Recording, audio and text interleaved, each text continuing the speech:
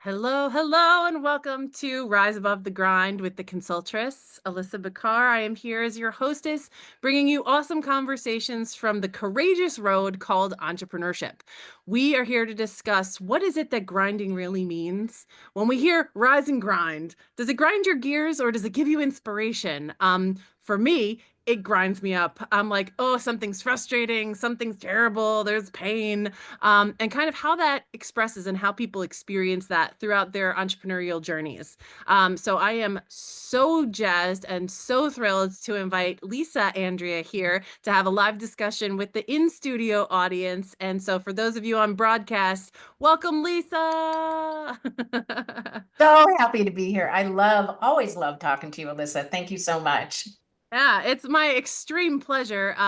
So your journey, when we started our discussions, you kind of talked me through this like epiphany and this pivot that you had, and in taking like your destiny into your own hands and developing the ladies who leap and all of that stuff. So tell us a little bit about what that experience was going from, pre Ladies Who Leap and all the work that you do in the world too, what you're doing now, and how you kind of get to express yourself through that endeavor. Yeah. So I was in the telecom industry for over 30 years. Actually, in total, it came out to 41, believe it or not. And at some point, I retired, like after 33 years, and then went and worked for several other companies. And then at about the 38-year mark, 37-year mark, I was burnt out. I was really burnt out. And so I took a 6-month sabbatical. I said, find me money to my financial advisor. I just need even 6 months because I really wanted to reinvent myself. And then I found out about coaching. I didn't even know what it was. I didn't know what a life coach was. I thought, my gosh, if I had one when I was in my 20s or 30s, maybe I would have done what I really wanted to do, which was be a journalist. I had a dream of being Barbara Walters and interviewing people and things like that. That is something that came around later on in life, and I'll tell you about that. But what I did was I took 6 months off and I got my life coach certification. I had clients. I did have to go back to work, but through this reinvention process, I realized that I needed to downgrade myself for my own mental health because the burnout from sales and quotas every month was really, really difficult. So I did. I downgraded myself to more support role, and it really helped me even thrive even more. And then when I finally got to December of 2022, when I could fully retire, I was like, I'm all in. Except my website was gone. All that money that I put into, and I called myself Reinvent Yourself, URSELF, the website disappeared. I had nothing. So here I am, full time, ready to go. And for a good month, I lamented over it. I was angry. I was blaming. I was complaining. And then I talked to a business coach that I had in 2019 when I first started. He got me going.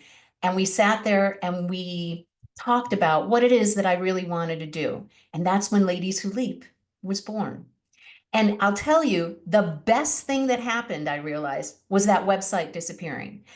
All the pictures, all the information, the name of what I had come up with, everything disappeared, but it was the best thing that happened to me. I was able to reinvent what I do and really focus and get more clear. And then since 2023, had to go through a little blip of breast cancer and got over that, went back in, and now that is my mantra because leaping out of your comfort zone is where the growth happens. So everything that happened, losing that website, getting back into it, renaming, refocusing, is where I am today. And I am so appreciative that something bad happened so I could learn from it and move forward. I mean, isn't that a great frame? Life gives you lemons. We just sucked on a few of those lemons with you. Oh my God. Yeah. And you got to make lemonade. Like add some ingredients, figure out what opportunity it is so that you can move through it. And I just want to just like slow clap you because like you just let's unpack a little bit of that here because cancer can sometimes stop you in your tracks and leave you not knowing or not wanting to move forward, number one, and you did it. Number two, leaving a corporate job or downsizing yourself to lesser role, that takes some guts and courage. Now, the outside world looks at us and says, "You're demoting yourself." Like in my personal story, I've heard people say, "You're resetting. What are you doing?" Every time you go to something new, you think it's great, and then all of a sudden, and you're moving on.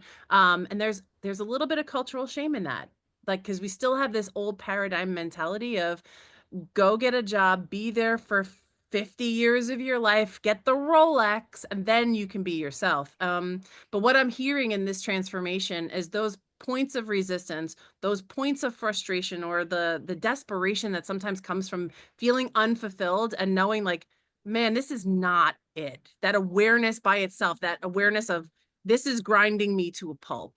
Something has to give.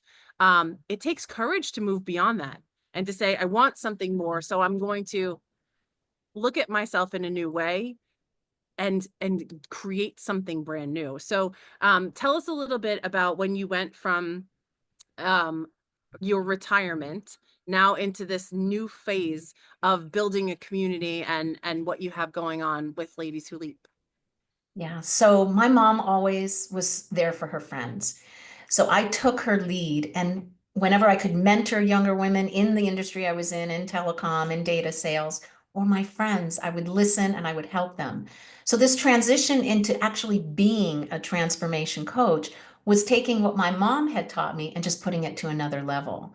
And I love that. And I love learning. I'm a life student. So all this learning about how I can better serve my clients on a one-on-one basis and how I can grow myself. Because when you learn how to help others, you actually learn how to help yourself. So this whole industry, this whole career has literally transformed myself. And through that, it makes me want to transform others because I know how it feels. I know what this is all about. And really, coming from your heart is what has completely changed me. So I've had several coaches because coaches have coaches because we know the importance of it. And through that, and the Ladies Who Leap, I am on all social media platforms, but I've also created a private Facebook group where women feel comfortable about sharing their triumphs and their struggles, and we can all support each other and focus on a topic every month. I have a thing about quotes too. So we play a quote game. I'm not going to get into exactly how it's done, but each person brings a quote, and the person that your quote is pulled out of literally out of a hat, and you say to someone, it always works out to be exactly what they needed to hear. So I love that you can transform with these little baby steps of just hearing inspiring stories. And that's what led me to do the Ladies Who Leap podcast. I love podcasts. I love what you're doing, Alissa. It is about sharing these stories because that's how our unconscious mind stores memories and stores and makes beliefs, right? You're hearing these stories, and if they're inspirational and they inspire you to do something that you're dreaming about, then that's one person. Even if one person gets inspired, I've done my job, and I think that's fantastic. And so what I am hearing, and so I just want let's like dive a little bit deeper is sometimes the narrative, the story that we're telling ourselves that we may or may not be conscious of is of our own creation can keep us stuck. So like for me when I decided to quit smoking, it was bad for me. I knew that, but I didn't have a habit to replace it with. So when I made the decision to stop, I was like, well, I need a really good reason to stop. So I was like, "Oh, what uses the lungs in good capacity is singing." So I joined like multiple choirs and I went to those rehearsals every single week, knowing that I felt the difference week to week if I went back on that promise to myself, but I had something that I could actively measure and gauge. I was replacing the habit with a reason to continue to do something better for myself. So, like, I love what you're saying about these new stories that inspire people and help people to kind of see what's possible versus what's sometimes stuck in our unconscious or in our logistical mind of the way we think it needs to be. Those might not even be ours. They can be residue from our upbringing, and a teacher of some kind, coming back to haunt us in the "you'll never amount to anything" space, right? These all these thoughts that we have and these limiting beliefs, or they might not be from you. And so it is actually courageous to take a look when you think that there is opportunity for change. All of these things will show up loud and clear. All of these red flags screaming, stop, don't grow, we're safe back here. Like, this is the very definition of what like approaching that grind point is it's going to scream even louder because it's going to say, no, no, no, keep us in place. We want to stay safe. That is like the human condition. But in order to grow and to grow past that, we need to see that it's possible, hear from other people, and also see those waving red flags as checkered signs instead. This is, I am approaching the edge of my comfort zone. I am approaching the limitation that has kept me sitting exactly where I am. So, can you speak a little bit to that transformation in yourself when you've made a bold pivot to like stop settling and start living fully? Yeah, yeah, because that's what I do with my clients, right? I work on the unconscious mind and reprogram it. And just like you said, we've made decisions. It's not reality. Most of the bad things you say in your head are not reality. And so really over the last year, I've gotten help with from several coaches about truly looking at my own past, whether it be past lives, whether it be genealogically, my past generations and how they feel, and truly accepting myself, even with all the imperfections. Because through one of the breakthrough sessions that I did during a training that someone did on me, I realized I didn't love myself. And I was embarrassed. I was shamed by that, not knowing that a lot of people, especially women, don't necessarily love themselves or even think about that, right? Because we're always helping other people. We don't think about ourselves. So when I overcame that, I realized, oh my gosh, just like you said, it's a decision to have these limiting beliefs. Something happened again, before you were 7 that somebody said something, or past lives or genealogy. Something happened that made you have a decision that you're going to have this limiting belief about yourself, that I don't love myself. So all the steps that I took after that realization got me to the point where I am today, where I really love myself despite all the imperfections. And I can, Cause of the imperfections, like, let's just face it. Once we that acceptance you said, like, yeah. accepting is like the pathway to freedom. Mhm. Yep. And being aware, just like you said, being aware of the limiting beliefs in your head and then wanting to make a change. I really like to take on clients that are like, okay, I'm aware this is not working. I'm aware I'm stuck. I'm aware that I'm not thinking about myself enough, and I really want to do something about it. That's where I was. I became aware. I was like, oh my gosh, this is too long for me to have to live with all of this trauma, all of these things that happened to me, supposedly, when really they were happening for me. Life was happening for me so that I could recognize the lessons from that. And it's what made me resilient and strong and courageous and everything today. And I kind of think of it as silly now that I've released those limiting beliefs. I'm like, okay, why was I thinking about that for so long? I I mean, mean, it only makes sense in the rearview mirror sometimes, right? mm, We get to this place where it's a problem until it's not. And so what I will share is that I learned that there's 3 phases an idea goes through, whether that idea is an identity, whether that idea is a concept that you're putting into practice in your business. And at first, it is like this new idea, this nascent concept is laughable. Oh, that's never going to work. Ha ha ha. We poo poo it ourselves. If we tell it to other people, they're like, yeah, right. It's new, it's unknown. So, of course, it's laughable first. Then, when it gains some traction, then it is vehemently opposed. Oh, this thing is fighting for its life. And if it's really silly, I'm going to have to let it go, right? But it has to go through that fire until, and sometimes it's, from the people around us or from our culture and our society, vehemently oppose. Absolutely not. That is foolish. And now there's anger in it.